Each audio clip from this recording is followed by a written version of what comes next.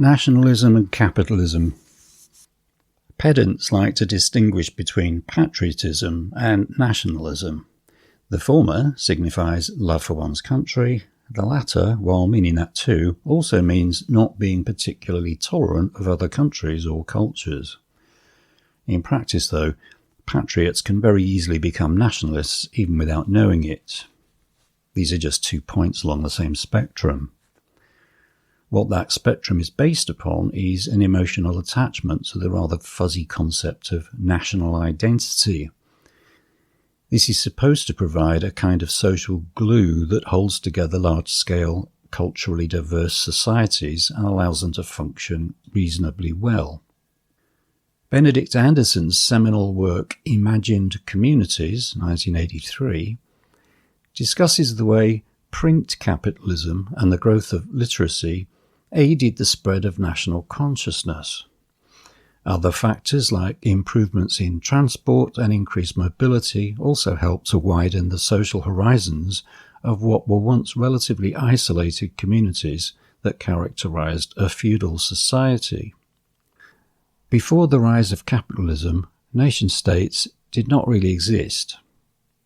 Though there are strong grounds for saying that capitalism originated in England, specifically in the English countryside, where the practice of wage labour became universalised, the first prominent individual to put nationalism on the map was arguably a Frenchman, Napoleon.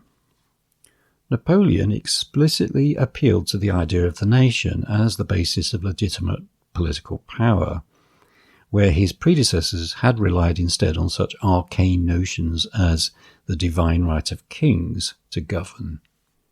However, we should not infer from this that nationalism is the indispensable precondition for a large-scale society to exist. Long before the nation-state existed, large multi-ethnic empires with extremely porous borders existed in the ancient world. In Europe in 1500, there were approximately 500 more or less autonomous political units, an intricate patchwork ranging from Italian city-states, many of which subsequently fell victim to conquest, to numerous principalities, often themselves the product of dynastic quarrels within aristocratic families, and a scattering of relatively consolidated kingdoms.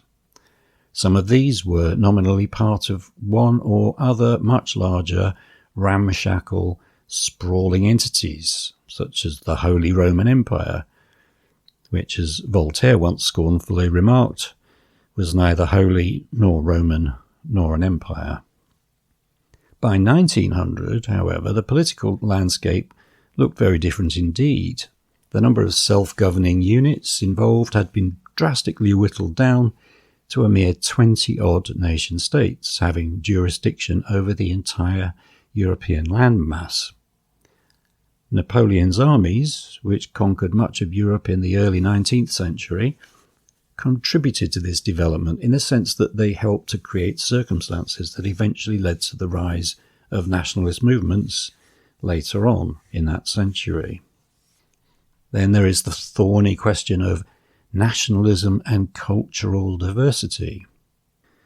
Though it is claimed that nationalism enabled the emergence of large-scale culturally diverse societies, the fact of the matter is that cultural or ethnic differentiation has often presented a serious challenge to the nationalist project. If anything, the rise of nationalism has brought about the erosion of local cultures and languages, and in general has had a flattening effect on the cultural landscape. What is called the national culture is not always what it seems. In The Invention of Tradition, 1983, edited by Eric Hobsbawm and Terence Ranger, the claim that certain national traditions or institutions have their origins in some mist-enveloped remote past, something that's supposed to invest a tradition with more authenticity, was critically scrutinized and found to be often false. Many of these traditions are pseudo-traditions, only recently invented for the express purpose of trying to fashion a national identity. In more concrete terms, to facilitate a nationalist sentiment. In short, the basic thrust of nationalist ideology tends towards cultural homogenization. The more culturally homogenized a population is, the easier it is for the state to manipulate it and elicit its support. Standardization also enables more effective bureaucratization. Taken to an extreme, this homogenizing thrust can manifest itself in the form of genocide. As Ernest Gellner points out in Nations and Nationalism, 2009, where ethnic pluralism exists, quote, a territorial political unit can only become ethnically homogeneous if it either kills or expels or assimilates all non-nationals. However, one should note that this is only a tendency within nationalist ideology. In the real world, most nationalisms have had to opt for some kind of pragmatic or more inclusive compromise in the form of multiculturalism. Factors curbing nationalism's tendency towards cultural homogenization within the confines of a given nation-state include not only the resilience of ethnic subcultures and the inward migration of, quote, foreigners, bringing with them their own cultural beliefs and practices, but also the impact of what might be called global culture. Back in 1848, the Communist Manifesto had something to say about that. Quote, in place of the old local and national seclusion and self-sufficiency, we have intercourse in every direction, universal interdependence of nations. And as in material, so also in intellectual production. The intellectual creations of individual nations become common property. National one-sidedness and narrow-mindedness become more and more impossible, and from the numerous national or local literatures there arises a world literature, end quote. Big business is today a major purveyor of this global culture. One thinks of the role of big tech companies in providing social media platforms or the impact of global chains like McDonald's in shaping our culinary tastes. Wherever you go in the world, cities are getting more and more alike, with the same monotonously predictable selection of high street stores. There is a certain irony in all this. Capitalism, which gave birth to the ideology of nationalism, has also unleashed powerful forces that tend towards the erosion of national distinctiveness. In some ways, this contradiction has brought us to the fraught times we're living in today.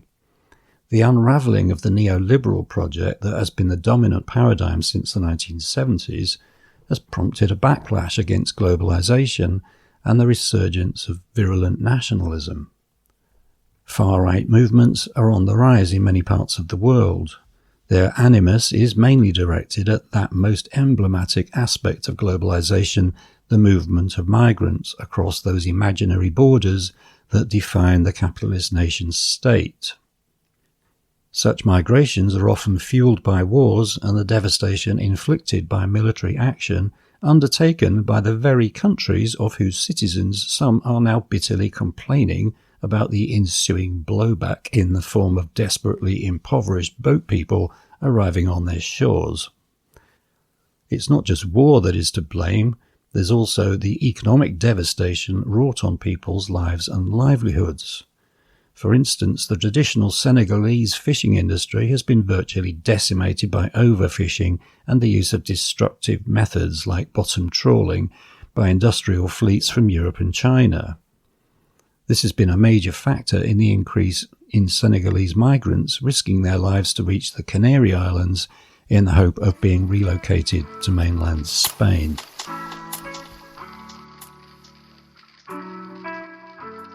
You've been listening to World Socialist Radio, produced by the Socialist Party of Great Britain. To find out more and to take out a free trial subscription to the Socialist Standard, visit spgb.net/podcast.